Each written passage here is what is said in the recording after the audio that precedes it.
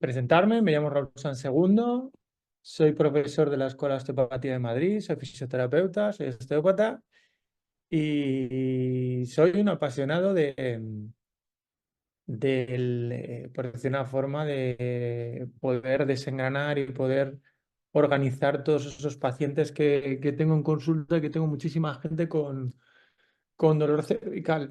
Y de ahí, de todos esos pacientes con dolor cervical, pues me ha llevado a aprender mucho, a leer mucho y a seguir informándome y teniendo dudas respecto a todo ello. Entonces, bueno, de ahí está esta idea de poder hacer esta charla para poder compartir con vosotros estas dudas, porque claro, nos surge todo esto de vienen los pacientes, ¿no? Es que yo con un dolor aquí, me duele aquí, me duelen los dos lados de por aquí. Y claro, me han dicho que son las cervicales, que es que tengo mal las cervicales. Pues vamos a ver qué otros motivos pueden hacer que no sean las cervicales, que no sean las cervicales y que sean otras estructuras que estén generando esa sensibilización de esa región tan sumamente frecuente en nuestra consulta. Si pensamos entre un 25 y un 30% de los pacientes vienen con dolor cervical, al menos a la mía, y otro 25-30 vienen con dolor lumbar. Fijaros, las dos lordosis, son lordosis dentro de estas curvas de desarrollo. Entonces, es curioso ver cómo en esta determinada región, en las cervicales, pueden confluir muchos otros factores que puedan generar este tipo de sensibilización. Repito, cualquier pregunta que hagáis, si yo puedo ayudaros y si no, el resto del grupo seguro que podemos hacerlo todos, lo respondemos por el chat. Bien, entonces, claro, si nos ponemos lo de la cervicalgia, no es que mira, te viene el paciente y te dice, mira, ya sé lo que tengo una cervicalgia. O cuando te viene un paciente, ya sé lo que tengo un colon irritable. O bueno, ya sé lo que tengo. Me han dicho que tengo una omalgia. Me han dicho, realmente lo que te están diciendo es que tienes un dolor en la región del cuello. No, es un diagnóstico. Y esto es algo que tenemos que tener muy claro y que estoy seguro que muchos de vosotros y vosotras lo tenéis sumamente claro y meridiano. Realmente solo sé que te duele el cuello. No sé absolutamente, no sé nada más qué factores lo están generando, qué está provocando que tú tengas esa sintomatología y que esté manifestándose en tu cuello. ¿Por qué te está sucediendo eso? Eso es una de las cosas que debemos de intentar facilitar para que el paciente lo entienda. Y entonces de eso surge definiciones múltiples, que empiezas a leer artículos científicos, revistas de medicina y empiezan como una de las posibles definiciones. Algunos autores los circunscriben como un dolor entre el occipucio y la tercera vértebra dorsal. Fijaros lo inespecífico que es todo esto incluso dentro de un diagnóstico médico. Y es algo que nosotros debemos de remarcar a los pacientes. Espérate, vamos a ver si este factor influye, vamos a ver si este otro, vamos a ver qué viene por aquí, qué viene por allá. Vamos a ver qué tal va todo esto para poder determinarlo. Entonces, fijaros, dentro de la parte de epidemiológica, fijaros como más de un 10% de la población se cita que al menos 3 episodios de cervicalgia durante los últimos 3 años. Incluso te diría que hay cada vez más. Yo diría que ese porcentaje podríamos subirlo un pelín más. Fijaros cómo afecta más a mujeres que a hombres y cómo incluso en determinadas poblaciones, como es Hong Kong, tiene una prevalencia muchísimo mayor, prácticamente un 32%. O sea, ya dependiendo del tipo de población, si son poblaciones que haya más industria, pues podemos tener más epicondilalgia, más patología del manguito rotador, etc., etc., como vosotros perfectísimamente sabéis. Entonces, podríamos tener diferentes factores. Y aquí os muestro mi humilde expresión en un PowerPoint de los factores que yo creo que pueden estar involucrados en todo esto. Entonces, tenemos que es un factor, es una región que es hipermóvil por naturaleza. Entonces es una zona en la cual van a sentar frecuentes hipermovilidades. Entonces es una de las zonas que no podemos tener en cuenta como como primera zona. Entonces, sabemos que es una curva lordótica, una curva secundaria. Entonces, cuando estamos con las curvas secundarias de desarrollo, primero estamos con nuestro desarrollo cuando somos bebés en C y de repente hacemos una extensión y proyectamos los ojos hacia adelante, la horizontalidad de la mirada. Y ahí comienza la lordosis, que es una curva secundaria de desarrollo, que es tremendamente adaptativa. Fijaros cómo la región cervical se habla de que se efectúan entre 600 movimientos por hora con la cabeza, fijaros. Entonces, es un sistema tremendamente adaptativo. Y en todas las formaciones de osteopatía, fijaros la cantidad de técnicas de terapia manual, de tejido conjuntivo, de reeducación de la musculatura que hay para la región cervical. Tratamiento esternocleidomastoideo, musculoenergía del ECOM, trabajamos el suelo de la boca, trabajamos toda la musculatura del esplenio de la cabeza, los complejos menores, todo ese tratamiento muscular. Y tenemos 2, 3 manipulaciones cervicales osteoarticulares. Eso nos lleva a pensar, fíjate la cantidad de técnicas que tengo desde el punto de vista neuromuscular y las poquitas que tengo desde el punto de vista osteoarticular. De ahí que sepamos, pensamos que todo eso va a hacer que nos orientemos a que es un sistema compensatorio. Fíjate la cantidad de técnicas manipulativas dorsales que hay. La lift-off, la dog technique, la lift-off de dorsales altas, dorsales medias, la técnica en rotación, técnicas para las costillas. Hay un montón de técnicas manipulativas porque en toda esa zona dorsal asientan frecuentes hipomovilidades. Y cuando pensamos en una hipomovilidad, vi esta, mm, esta imagen y me hizo mucha gracia. Dije, esto es la hipomovilidad. Toda esta gente mirando, esto es muy español, estamos mirando una obra y el tío aquí currando. ¿Quién va a ir a tu consulta? Este pobre currito, por su dolor lumbar, su dolor cervical, el dolor de hombros y todos aquí mirando. Esto sí que es una verdadera hipomovilidad. Bien.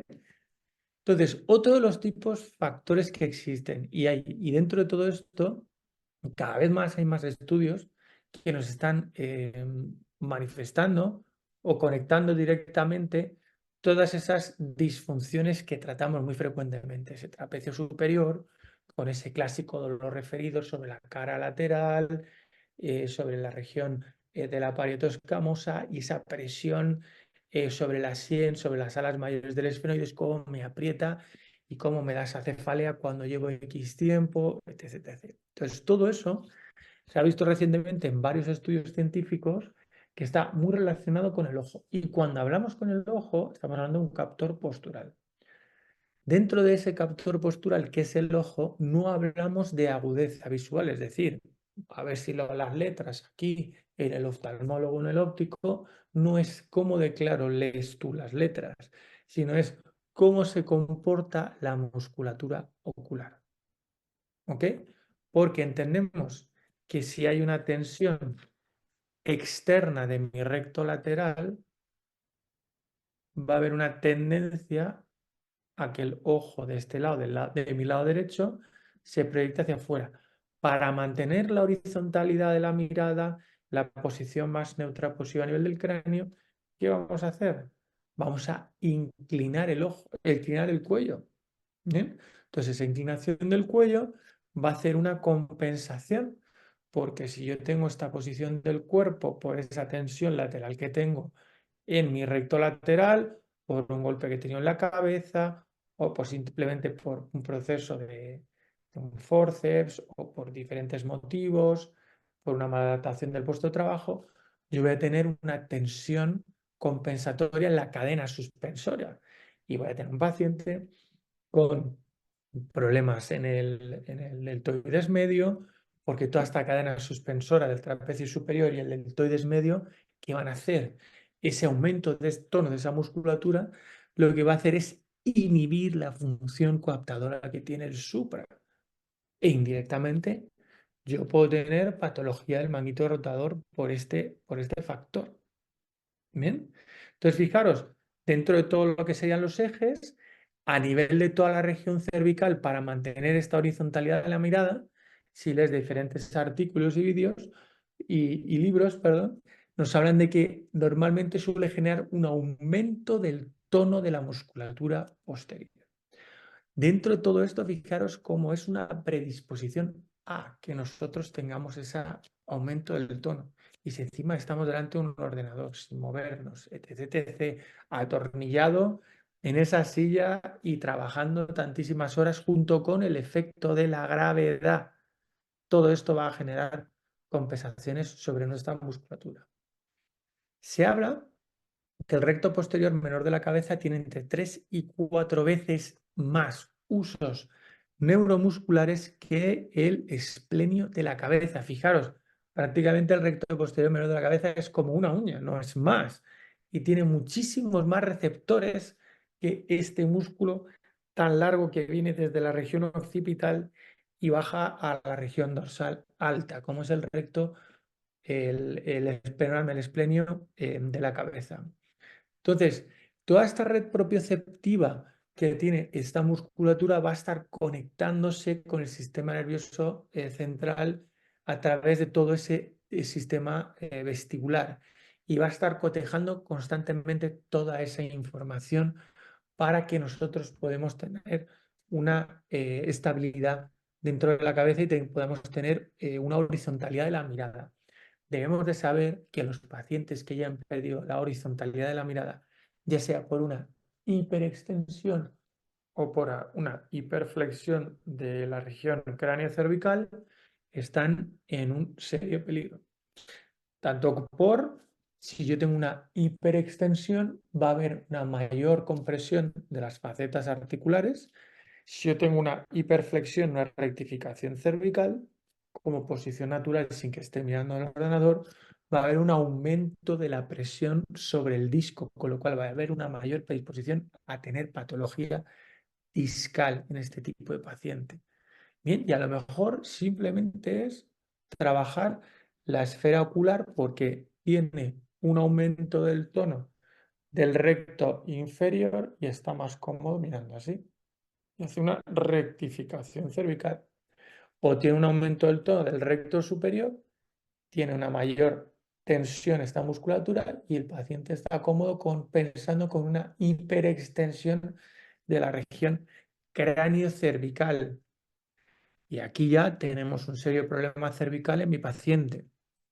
Con lo cual, esos pequeños detalles, aprenderse el test de Cover, que es muy bueno para ver la tensión ocular, si existe algún nistagmo, cómo hace ojo, es muy interesante a la hora de valorar a los pacientes con cervicalgias y con dolor en la región del trapecio superior. Fijaros cómo todo esto va a haber una zona de transición muy importante que va a estar conectando la región suboccipital, la región ocular y la región estomatognática, como es la región del atlas y el axis. Recientemente hemos cambiado y hemos añadido un test para discriminar una disfunción del atlas y saber si tiene relación con la ATM.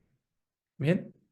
Dentro de todas estas conexiones de toda esta región que puedan dar dolor sobre la región cervical, es muy típico que nos digan los pacientes, mira, es que me tira todo esto. ¿Bien? ¿Qué te están señalando? Tengo una sensibilización en mi metámera C3, C4. ¿Ok? O al menos esa es mi humilde interpretación. Yo ya me voy por otra película. Entonces, si yo veo estos aspectos, yo veo otros factores como paciente con gastritis crónica, paciente con estreñimiento funcional, paciente que suele tener bruxismo, paciente que suele dormir mal, paciente que en algunos momentos se levanta por la noche entre 1 y 2 veces para la hora de orinar, Todos esos factores nos están hablando de un aumento del tono simpático. Y cuando hablamos de ejes o de sistemas, debemos de hablar y de pensar también con el eje adreno-simpático. Y dentro del eje adreno-simpático, el rey de todo ese sistema, de todo este vehículo, queridos y queridas compañeras, es el nervio frénico. ¿Bien? Entonces, este nervio frénico, que en mi época, allá en el año 96, cuando empecé a estudiar farmacia y empezamos a hablar de anatomía, nos hablaban que era un nervio y que participaba y que daba la inervación para el diafragma. Y siempre se hablaba de ese papel inspiratorio. Entonces, para mí fue algo sorprendente, interesantísimo y que a mí me movilizó todas mis redes neuronales, las pocas que tengo, para intentar investigar, para intentar ver y entender por qué existía un 35 y un 50% de aferencias procedentes del nervio frénico. Es decir, que no es que sea solo un cable que va para abajo, es que es un cable que también va para arriba. ¿Bien? Y los estudios de Davenport en el año 2017, que fue un estudio, una revisión sistemática, en 2003 ya hizo también otra serie de artículos, hablan mucho de esas aferencias procedentes del nervio frénico, que son súper interesantes porque em, se desarrollan y se expanden a lo largo de todas las fibras musculares del diafragma, ya sean las fibras costales, ya sean las fibras externales, ya sean las fibras vertebrales. Bien, entonces uno de los detalles más interesantes de estas fibras tipo 1, tipo 2, que son las fibras mielínicas, las fibras tipo 3 y tipo 4, que serían más las tendentes a estar desmielinizadas, fijaros cómo lo curioso es que se van gestionando para que el diafragma se esté contrayendo constantemente a lo largo de toda nuestra vida. Incluso hay artículos en los que se ve que las fibras musculares del diafragma se pueden diferenciar hacia un lado o hacia el otro dependiendo del tipo de entrenamiento que tú hagas. ¿Ok? Ya sea un entrenamiento más activo, tipo lo que sea una respiración del fuego, una inspiración, expiración rápida, o ya sean respiraciones lentas. Una inspiración en 4 segundos o en 5 segundos y una expiración en 7.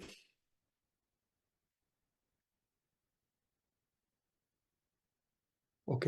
Entendemos que frente a esos diferentes requerimientos de cada uno de nosotros, el diafragma se va adaptando y va informando a todos esos núcleos superiores, al núcleo Prebot-Singer, que es donde se está regulando todo el patrón respiratorio natural que nosotros estamos haciendo, a estar mandando constantemente información. Bien, entonces en los estudios que hay se ve que las fibras 1 o 2 se activan durante la contracción del diafragma y las 3 y 4 se contraen y se dan información durante la contracción y relajación del diafragma a través de esos receptores que son de tipo ergotrófico o podríamos hablar también de receptores adrenosimpáticos que van a estar conectados de una forma muy directa con ese sistema simpático que todo lo activa, que todo lo dispara, la frecuencia cardíaca, frecuencia respiratoria, aumenta de la rigidez arterial, dificulta la digestión, ¿verdad? Que nos prepara para salir pitando y todo esto va a estar sumamente conectado en estos sistemas. Fijaros, uno de los detalles, cuando te pones a estudiar todos estos receptores, fijaros cómo se observa cómo las fibras 2 y 3 se descargan durante la contracción, más bien las 3, y se conectan con los órganos tendinosos de Golgi.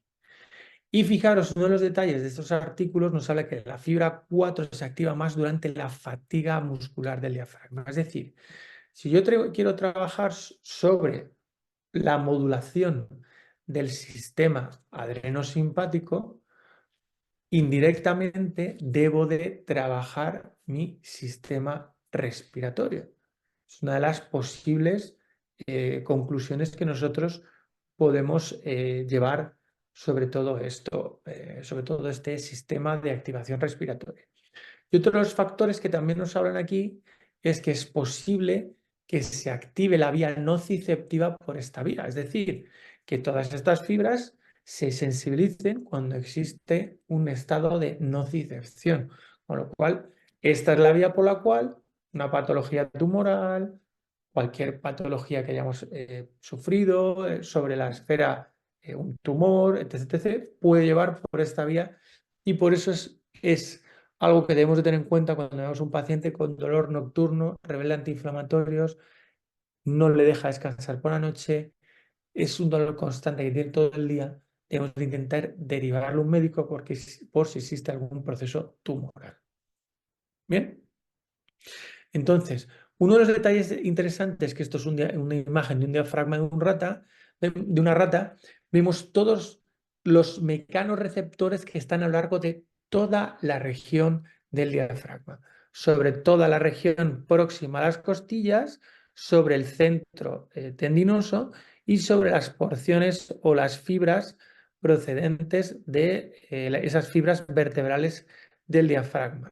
De ahí que para estimular, normalizar, no es que solo tiremos de aquí, ¿verdad? Porque eso es lo que se ha visto en todas las escuelas. Se trabaja solo la región costal y la región external y la región vertebral. Fíjate, querido compañero y compañera, la cantidad de receptores que existen sobre esta región. ¿Ok?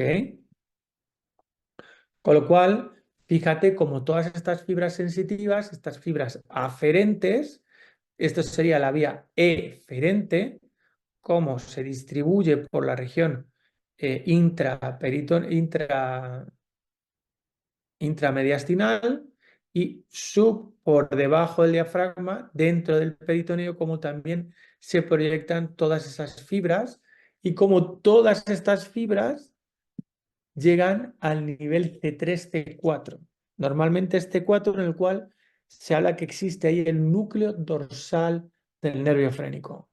¿Te suena ahora el paciente con C3, C4 que cuando has hecho el esclerotoma, la exploración, el dermatoma, le es sensible, la has manipulado, has hecho técnicas articulares y sigue igual?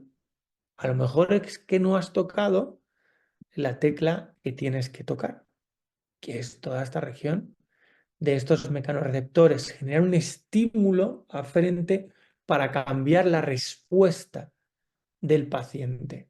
Entonces, hay que cambiar la técnica, hay que cambiar la orientación si queremos cambiar la respuesta. ¿Ok? Con lo cual, esto es un artículo en el cual se hacían disecciones de humanos y se vio que el nivel más frecuente en el cual salía era la raíz de C4. ¿Ok? Esto es otro estudio de ratas y fijaros cómo aquí también nos habla que esta porción crural, incluso la porción costal externa, lateral, también tiene conexión con los niveles cervicales. Bien, fijaros cómo la porción más external conecta con los niveles C4, C3, C5 y también tenemos la porción central de ese tendón central como también conecta con los niveles cervicales medios. De ahí que todo nuestro trabajo sobre el diafragma, no pensemos que es mover las costillas para arriba y para abajo. ¿Qué vamos a conseguir? ¿Qué objetivo tenemos? Bien, podemos tener un objetivo mecánico para mejorar, por ejemplo, el drenaje venoso. Fijaros cómo pegadito en el lado derecho del tendón central está la vena cava inferior. Justo aquí, pegadito a la vena cava inferior, está el ganglio frénico, que manda una serie de expansiones al plexo aórtico renal, a la glándula suprarrenal y al ganglio semilunar, ¿okay? O el ganglio celíaco. ¿Okay? Con lo cual, es posible pensar que estas fibras, que ya se sabe que son fibras simpáticas, esta prolongación o esta expansión, esta función que va a tener el diafragma, pues es que no sea solo respirar, inspirar y expirar e informar de la posición en el espacio de estas fibras musculares. Es posible que también tenga una función. Acuérdate que pegadito, fíjate, aquí está el hiato de la aorta, que está la aorta, pero también, queridos compañeros y compañeras, por aquí pasa el conducto torácico que recibe la linfa del 70% de la región abdominal y de los miembros inferiores. ¿Ok? Se habla de que el diafragma puede llegar a movilizar durante el ejercicio físico hasta 1 litro de sangre. ¿Ok?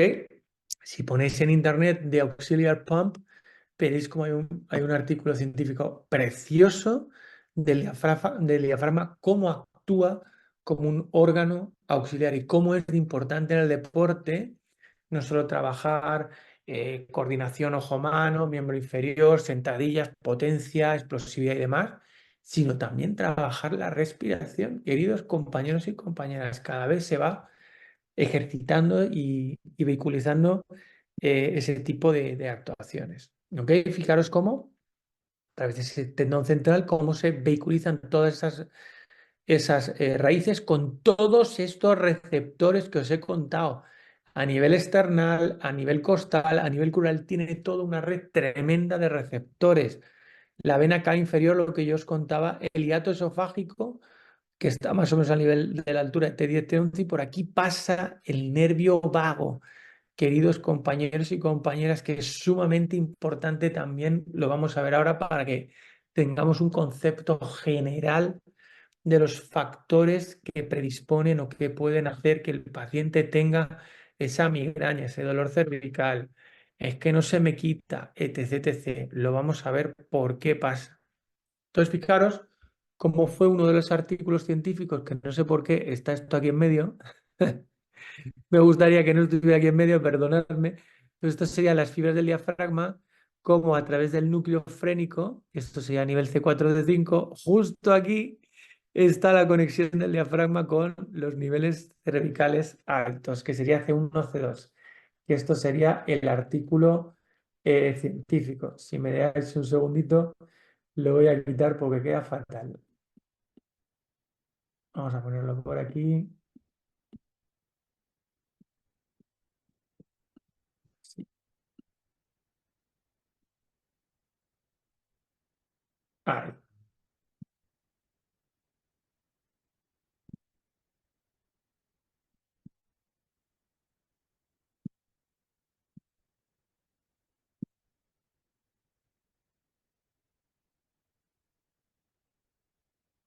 A ver, cierro esto.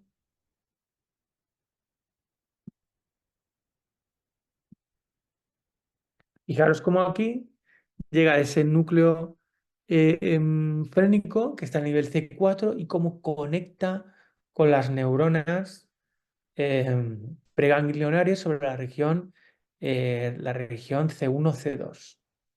Las preneuronas sobre la región C1, C2. Y luego cómo va subiendo sobre los núcleos de Botzinger, el pre-Botzinger y cómo se vehiculiza la información descendente para activar el diafragma. Claro, es como esto nos abre una vía sumamente interesante. El hecho de todos esos pacientes que tienen dolor suboccipital. ¿Os suenan esos pacientes que estábamos así con los dedos? Lo hemos hecho ni se sabe la de veces. Estás pensando tú haciendo la inhibición de suboccipital. Otra vez, aquí está Paco con el dolor aquí en la nuca, mierda. Joder, si lo hice el otro día, he hecho mis ejercicios y todavía le es sensible la región suboccipital. Me he encontrado la posterioridad está en C2 otra vez, pero ¿por qué? Fijaros cómo toda esta vía de sensibilización aferente puede ser uno de los factores por los que nos hace encontrar esto. Bien, bien. Y uno de los detalles y uno de los artículos más bonitos recientemente que yo he podido leer es observar cómo el trabajo respiratorio activo promueve el aumento de la vasoconstricción. arterial por ese aumento del sistema adrenérgico. Y no solo eso, sino en un artículo reciente, no sé si lo he puesto en el PowerPoint o no, hemos visto como el hecho de que se trabaje y se promueva una activación de la respiración una respiración de tipo activa, disminuye la calidad de la arteria celíaca, es decir, la arteria que vasculariza el sistema digestivo. Joder, qué interesante. Es que esto tiene toda la lógica. Si yo aumento mi sistema simpático, si estoy para correr una carrera, ¿cómo voy a estar para hacer la digestión? ¿Me seguís? Entonces, fijaros cómo todo eso poquito a poco se va expresando en los estudios científicos recientes. Ya eso está hecho con ecodoppler arterial. Se sabe que si tú trabajas durante el trabajo respiratorio activo, el ejercicio físico, la carrera, la bici, montarte a la bici, venga, pum, pum, todo eso fisiológicamente va a hacer por ese sistema adrenosimpático que se disminuya la calidad, la luz arterial de tu arteria celíaca, que es la que vasculariza gran parte del sistema digestivo. ¿Veis? Con lo cual aquí había un montón de aferencias que tenía el nervio frénico sobre la porción del pericardio, la fascia que recubre la cápsula de Gleason, la vesícula biliar, y este artículo hablaba del páncreas, que luego después se resolvió como algo, un hecho que no era tan frecuente. Aunque clínicamente se ve muy frecuentemente los hombros congelados, ¿verdad? Como dijo una vez una paciente, es que me ha dicho el médico que tengo el hombro helado. Pues el hombro helado lo suelen tener los diabéticos que no tienen un buen control glicémico y normalmente suele ser este. Empieza a controlarse la azúcar, ahí empieza a haber un ejercicio físico adecuado y demás, y el dolor empieza a desaparecer. ¿Ok? Fijaros cómo tenemos claro, y esto es algo que se hablaba hace mucho tiempo, que existía una superposición y había una conexión entre la vía trigeminal y la región cervical alta. Y todo ese plexo cervical se conectaban de una determinada región. Fíjate cómo los médicos observan que existe un beneficio en esos pacientes que tienen dolor de cabeza frecuentes, entre más de un dolor de cabeza cada 2 días, ese dolor en la frente, ese dolor de cabeza, ese dolor en el trapecio, fijaros cómo se van a ver beneficiados con un bloqueo anestésico del nervio occipital mayor de Arnold. Recordad que pasa a través del el músculo oblicuo mayor, a través de las fibras e inserciones del trapecio y cómo se proyecta sobre toda la escama occipital. Fijaros cómo, y ahora luego después vamos a ver que existe una conexión entre mi nervio trigémino y mi plexo cervical. Con lo cual, la manifestación de una disfunción del ATM, por ejemplo, puede ser un problema cervical. ¿Ok? Fíjate cómo todo este nervio trigémino, a través de todo ese tracto espinal del trigémino, va a hacer que se conecte y que se entrelace con los niveles cervicales altos. Vaya, ostras, pues ahora tengo claro.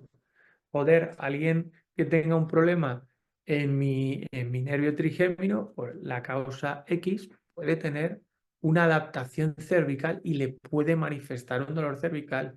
Todos estos trastornos estomatognáticos de una disfunción posterior del cóndilo, una disfunción anterior, de un problema de mala oclusión, van a hacer que exista una sensibilización en las cervicales altas.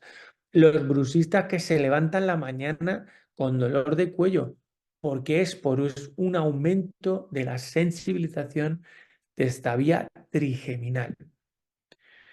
Entonces, fijaros que incluso en este artículo nos hablan de la posibilidad y de la realidad eh, histológica y neurofisiológica de que este ganglio del trigémino sea un órgano integrador. Fijaros cómo se produce angiotensina 1. Ostras, a mí me suena eso de que cuando el paciente tiene un dolor porque tiene la tensión alta, le duele la cabeza. Y una de las posibles expresiones es que, claro, esa tensión arterial genera una sensibilización del occipucio. Querido, querida, te planteo que a lo mejor por ese aumento de producción de la angiotensina 2 se pueda generar una sensibilización del trigémino y por eso te duele la cabeza. Además, también es posible que este ganglio secrete sustancia P, que es una de las posibles conclusiones que nos dejan ahí.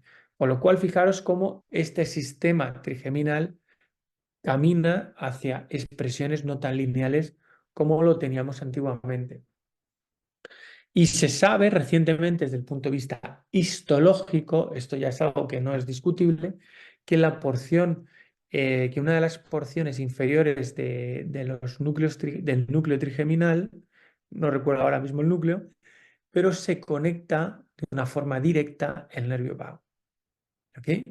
Con lo cual, por eso es tan frecuente que observemos pacientes con síndrome de intestino irritable y los pacientes manifiesten dolor de cabeza o en algunos casos también manifiesten bruxismo. Entonces, esta es la vía fisiológica, es decir, un paciente que tiene una síndrome de intestino irritable, una gastritis crónica, todas esas alteraciones de la vía humoral de esa información aferente que manda el nervio vago, porque el nervio vago es un 80% aferente, está bombardeando este trigémino. Pero fíjate cómo este estudio que se hizo en primates, y los primates es muy parecido a nosotros, nos habla y nos confirmaba lo que yo os enseñé en ese dibujito, como existe una superposición de estas fibras sobre el nivel C1 y C2, y cómo el trigémino también recibe información aferente nociceptiva procedente de los órganos torácicos. Por eso hay veces que al paciente cuando está infartando le duele la ATM, que eso es más frecuente en hombres. Bien, así que nada, yo manifestar mi agradecimiento por vuestro tiempo, porque hayáis querido compartir conmigo este ratito para poder daros determinados detalles que no sé si os he podido aportar algo referente a esta sintomatología tan frecuente de dolor cervical. Y nada, quedo a vuestra disposición por si me queréis hacer la pregunta que vosotros queráis.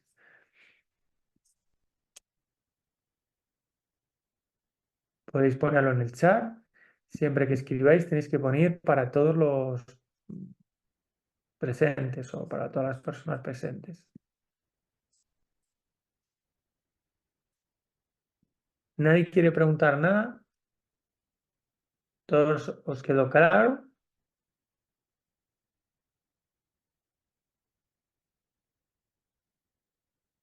¿Todo bien? ¿Sí? Muchas gracias por tu mensaje, Giancarla, desde Bolivia. Qué interesante, qué bonito país. Pues nada, gracias Miguel por tu mensaje.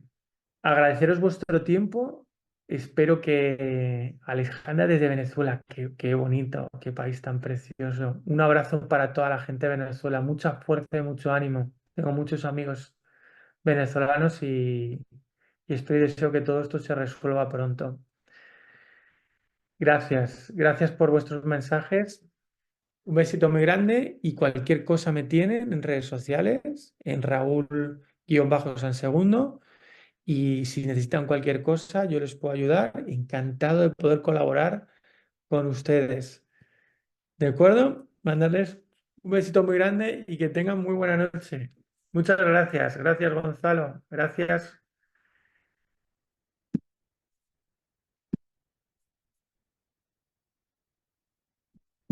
Gracias. Muchas gracias.